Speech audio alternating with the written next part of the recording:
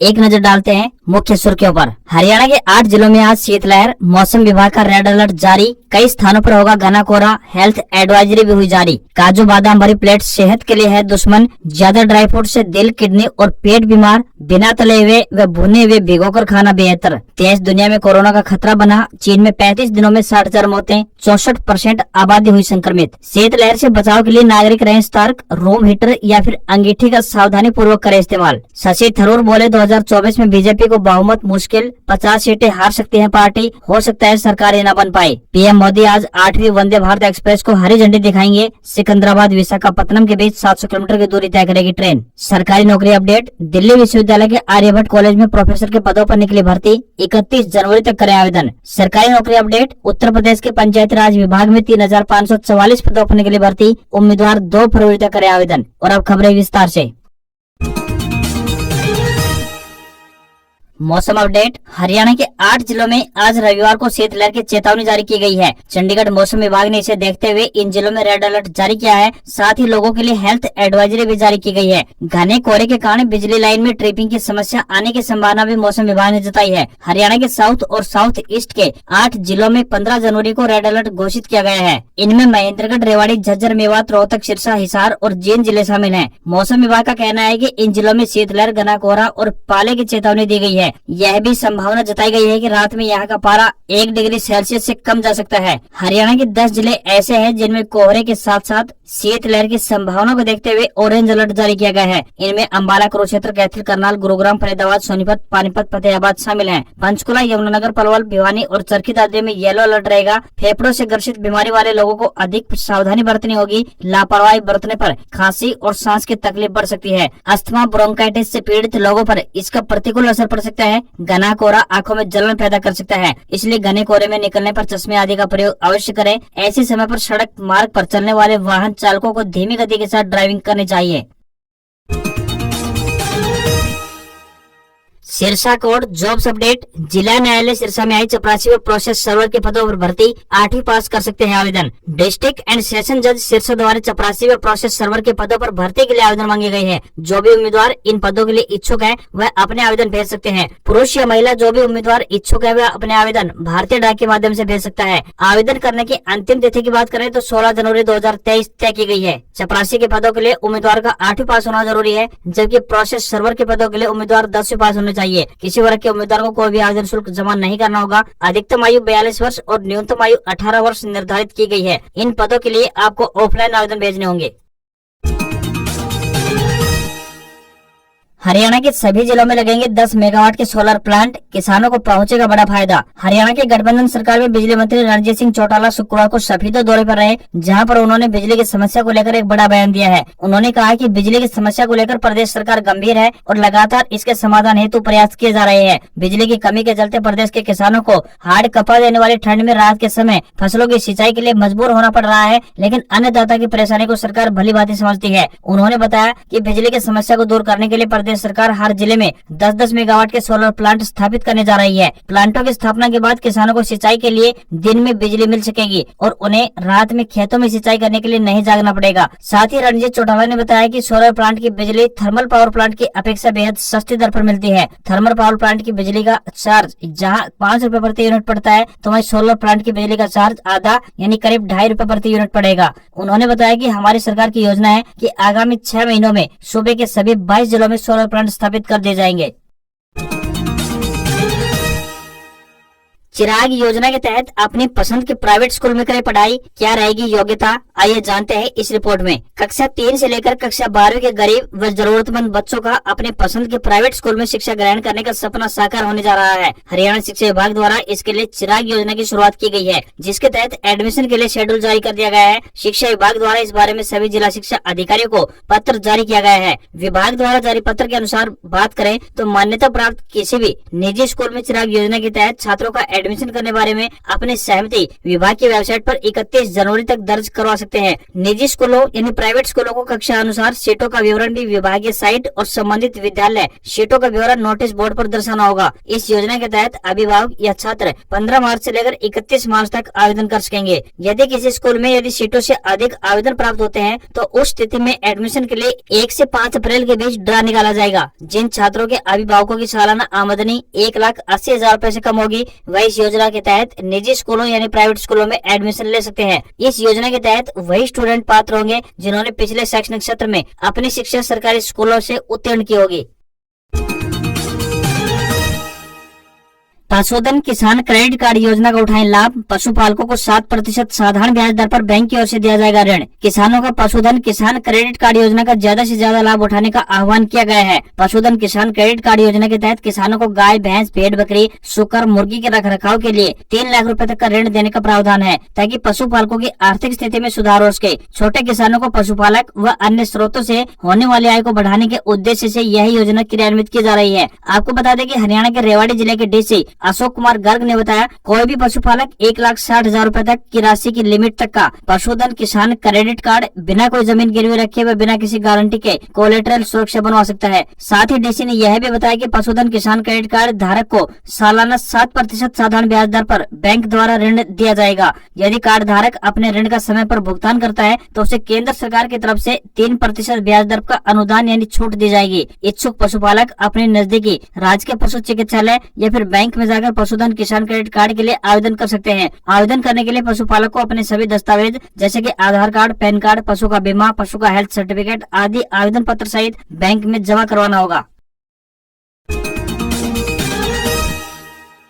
हरियाणा में 2 विषयों में फेल होने पर अब मिलेगी राहत। हरियाणा बोर्ड कर रहा है खास तैयारी। हरियाणा विद्यालय शिक्षा बोर्ड यानी HBSC के अध्यक्ष डॉक्टर VP यादव ने बोर्ड के कर्मचारियों व अधिकारियों की समस्याओं के समाधान के लिए सीधा संवाद कार्यक्रम आयोजित किया। इस मौके पर शिक्षा बोर्ड के अध्यक्ष ने बताया कि बोर्ड के सभी कर्मचारी व अधिकारी हर परीक्षा में अपनी पूरी ईमानदारी से और मेहनत से अपनी ड्यूटी निभा रहे हैं। इसलिए बोर्ड के सभी कर्मचारियों और अधिकारियों के हितों को ध्यान में रखते हुए और उनकी समस्याओं के समाधान के लिए सीधा संवाद कार्यक्रम आयोजित किया गया है। इस दौरान डॉक्टर VP यादव ने बताया कि हर महीने के दूसरे शुक्रवार को सीधा संवाद कार्यक्रम आयोजित किया जाएगा। समस्याओं को दूर करने का हर संभव प्रयास किया जाएगा। बोर्ड अध्यक्ष ने कहा कि 10वीं कक्षा की परीक्षा में यदि कोई परीक्षार्थी 2 विषयों में अनुत्तीर्ण हो जाता है तो परीक्षार्थियों का परिणाम अनुत्तीर्ण रहता है। उन्होंने कहा कि अब परीक्षार्थियों के भविष्य को ध्यान में रखते हुए और शिक्षा में सुधार के उद्देश्य से बोर्ड परीक्षा में 2 विषयों में अनुत्तीर्ण होने पर परीक्षार्थियों का परिणाम अनुत्तीर्ण की बजाय कंपार्टमेंट घोषित होगा। बोर्ड की आगामी परीक्षा पर विचार किया जा रहा है, यानी कि अब बोर्ड 2 पेपरों में फेल होने वाले बच्चों को फेल घोषित नहीं करेगा, कंपार्टमेंट की श्रेणी में रखा जाएगा। फिलहाल अभी इस पर विचार विमर्श जारी है।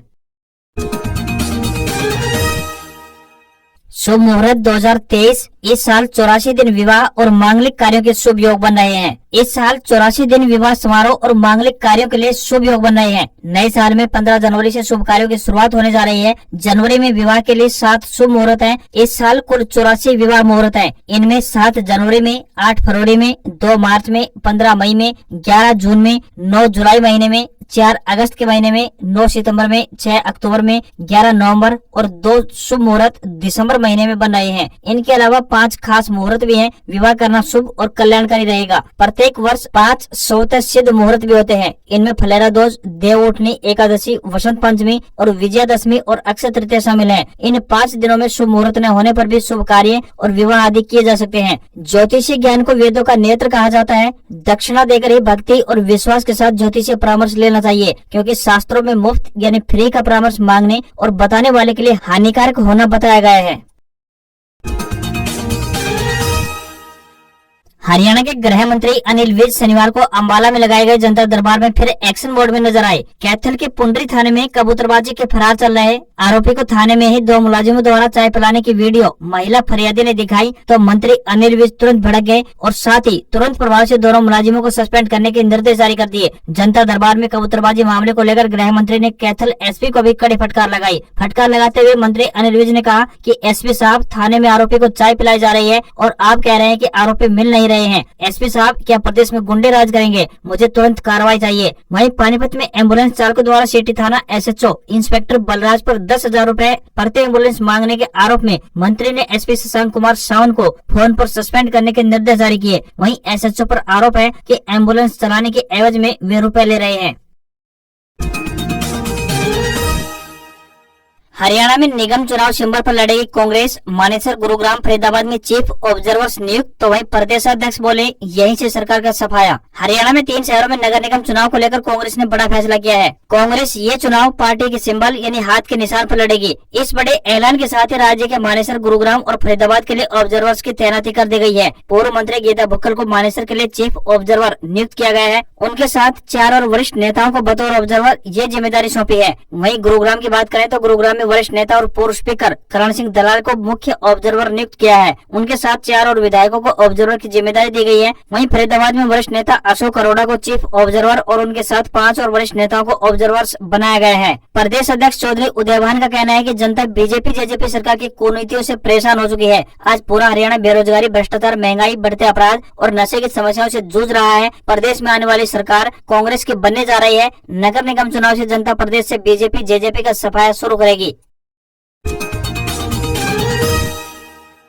राहुल गांधी की भारत जोड़ो यात्रा में कांग्रेस सांसद का निधन, हार्ट अटैक आया। चलते वक्त तमिलनाडु के सांसद से बोले ज्योति हाउ आर यू और नीचे गिर पड़े। पंजाब में राहुल गांधी की भारत जोड़ो यात्रा में शनिवार को जालंधर से कांग्रेस सांसद चौधरी संतोष सिंह का निधन हो गया। उन्हें हार्ट अटैक आया। उसके बाद उन्हें फौरन फगवाड़ा के अस्पताल ले जाया गया, जहाँ डॉक्टरों ने कहा कि उनकी रास्ते में ही मौत हो चुकी है। सांसद संतोष का आज सुबह 11 बजे उनके पैतृक गाँव धालीवाल में अंतिम संस्कार किया जाएगा। उधर राहुल गांधी ने भारत जोड़ो यात्रा रविवार यानी आज तक रोक दी है। अंतिम संस्कार के बाद फिर से यात्रा शुरू होगी। उधर पीएम नरेंद्र मोदी ने संतोष सिंह के निधन पर दुख जताया है। कहा वे पंजाब के लोगों की सेवा के लिए प्रयासों के लिए याद किए जाएंगे। उनके परिवार और समर्थकों के साथ संवेदना प्रकट करता हूं। उधर राहुल गांधी जालंधर स्थित फुटबॉल चौक में चौधरी संतोष सिंह के घर पहुंचे और परिवार वालों से मुलाकात की। राहुल ने कहा उनके अचानक निधन से स्तब्ध हूं। वे जमीन से जुड़े हुए परिश्रमी नेता, एक नेक इंसान और कांग्रेस परिवार के मजबूत स्तंभ थे।